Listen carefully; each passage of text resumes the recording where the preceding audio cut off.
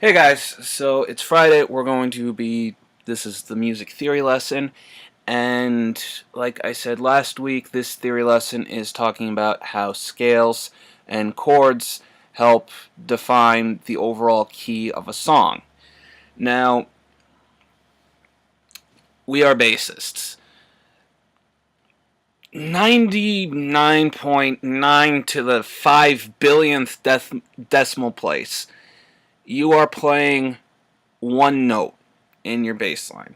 Occasionally you will bust out a chord, but more times than not, especially in more popular based music, they want you, and by they I mean whoever is writing the song. If you're writing the song, it's all on you. But if you are playing a song that was written by somebody else, they want you to play whatever the root note of the chord is, or they want you to play, excuse me, they want you to play a different degree of that chord. So we know that a chord is the tonic, the root note, the third, and the fifth. So you may be asked to play any one of those scale degrees.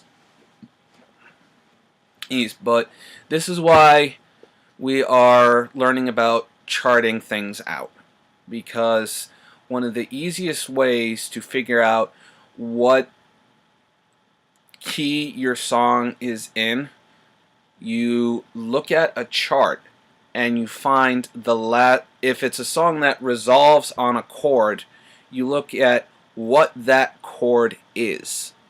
Whatever that last chord is, 99.9 to the 9 billionth decimal place, that's going to be what the key of the song is in.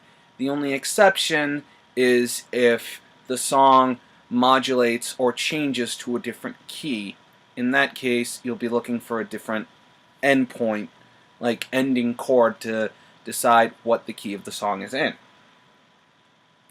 And so, prime example, you look at Down from the Sky. The transcription that I have, the song ends on a B5 chord. Now, I told you that power chords are not chords. They are the root and the fifth of a chord. You need that third to get that defining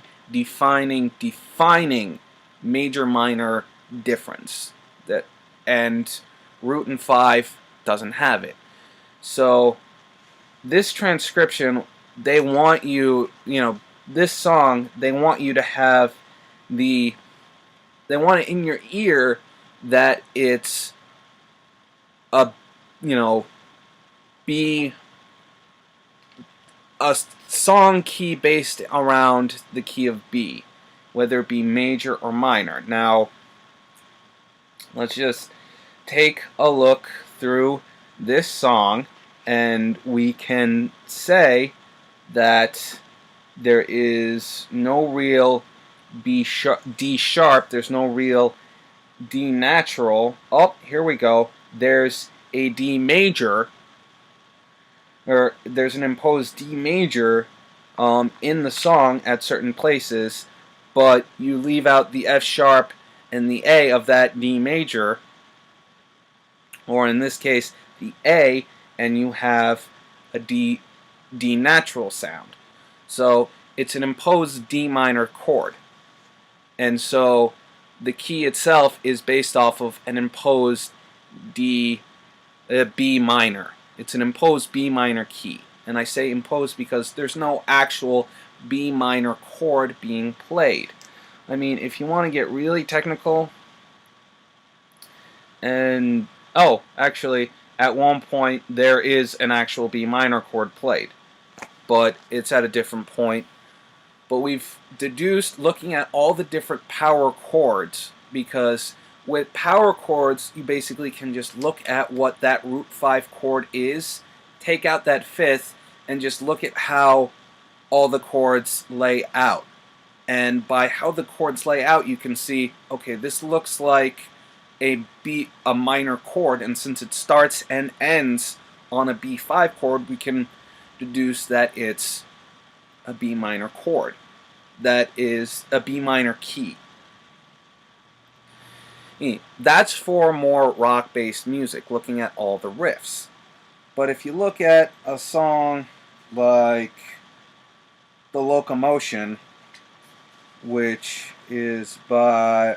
was written by Gary Goffin and Carole King, The Locomotion ends on a C sharp minor, or if you tune it down a half step like the transcription I'm looking at says, it's ending on a C minor chord. So since that's the last chord of the song that they wanted to be played, that's the key of the song that they want. I mean, yeah, that's the key of the song that they would want. So these are some of the tricks that can help you figure out a key. So if you are writing a song as a bassist and you are playing, let's say your chord progression or your progression of notes goes